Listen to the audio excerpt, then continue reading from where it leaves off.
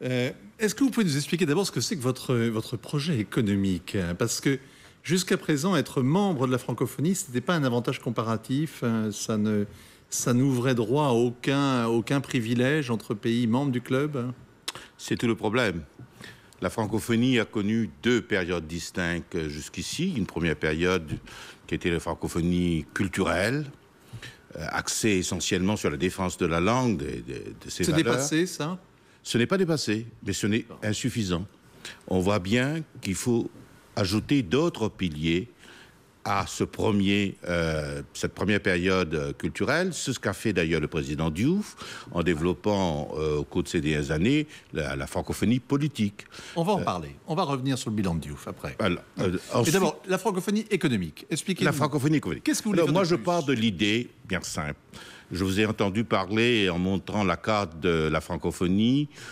C'est une idée assez courante dans le milieu de dire que la francophonie, son avenir est plus ou moins garanti en raison de la démographie, parce qu'il y aura de plus en plus de locuteurs on est très francophone comme on est noir, en quelque sorte. Mais ça ne suffira pas.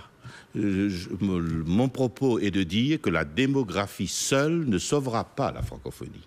Il faut que la francophonie soit utile à notre jeunesse. C'est une vérité statistique, les chiffres qu'on a Non, la vérité est statistique, mais qu'est-ce qui se passe? Il y a le recul de la il y a bien entendu qu'il y a un recul. La seule exception est d'ailleurs mon pays, Maurice. Mais pourquoi est-ce qu'à votre avis, les élites françaises nient systématiquement qu'il y ait un recul? Ils ne nient pas, mais en même temps, ils trouvent des explications, notamment la démographie, pour dire qu'il n'y a pas de danger, il n'y a pas de risque réel, parce que à l'horizon de 2050, nous serons 900 millions de locuteurs francophones. À mon avis, c'est une erreur. Oui.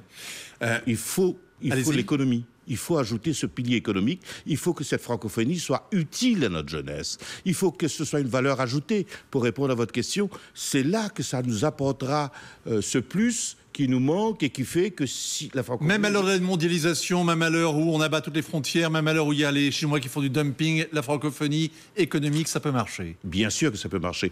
OK.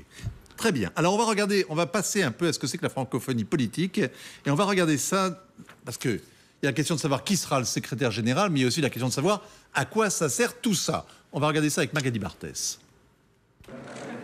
Lorsqu'Abdou Diouf, il y a 12 ans, poussé par son ami Jacques Chirac, prend la tête de la francophonie, il a une ambition, mettre son carnet d'adresses au service de l'OIF pour en faire un instrument politique, une sorte de mini-ONU au service de la démocratie.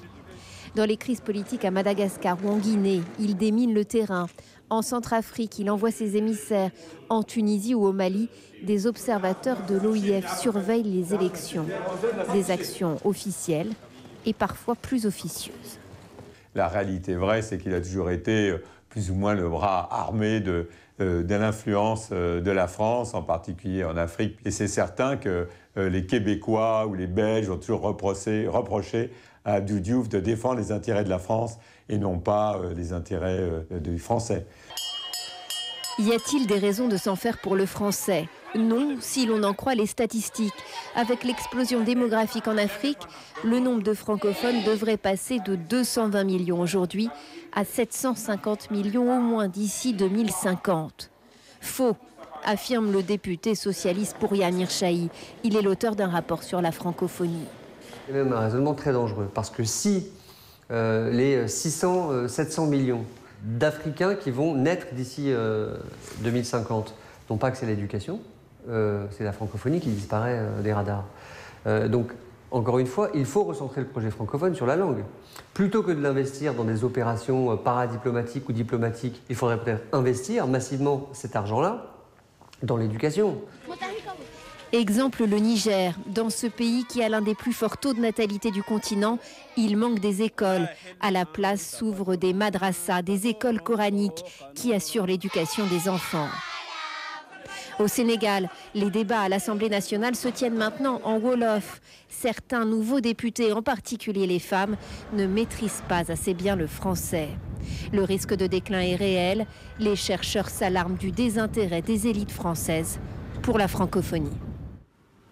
J'ai trois questions, très rapidement, très peu de temps. Première question, on parle des femmes. Vous êtes un homme, Vous n'êtes pas véritablement du continent africain, en tout cas vous n'avez pas été chef d'État. Vous avez une particule en plus. Ça fait beaucoup de handicap, non? Je ne vois pas quel est le handicap. Bon. Face à une femme?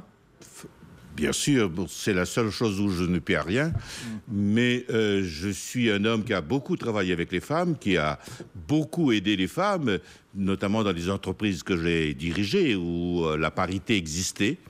Et je n'aurais aucune difficulté à défendre les droits des femmes au sein de l'organisation. Si une femme peut défendre les droits de l'homme, je ne vois pas en quoi un homme ne peut pas défendre les droits des femmes. La France finance 60% des 84 millions du budget de l'Organisation internationale de la francophonie qui paye en général commande. Pour qui vote Paris? Paris dit n'avoir pas de candidat. Paris dit devoir soutenir le candidat africain pour respecter le pacte et la règle non écrite qui veut que ce soit quelqu'un du Sud. Paris demande tout simplement que les Africains se mettent d'accord sur ce candidat de consensus, c'est ce que je veux être. Combien ça gagne un secrétaire général de la francophonie? Je n'ai pas, aucune idée. Aucune idée? Je ne me suis pas posé la question. Vous avez un département de J'ai entendu un candidat dire qu'il est candidat parce qu'un job est vacant. Ce n'est pas mon cas. D'accord. Je viens pour... J'ai une dernière question encore plus gênante, beaucoup plus gênante. Comment est-ce que vous expliquez que le Qatar ait réussi à s'introduire dans la famille francophone? Est-ce que les Qataris ont payé quelqu'un?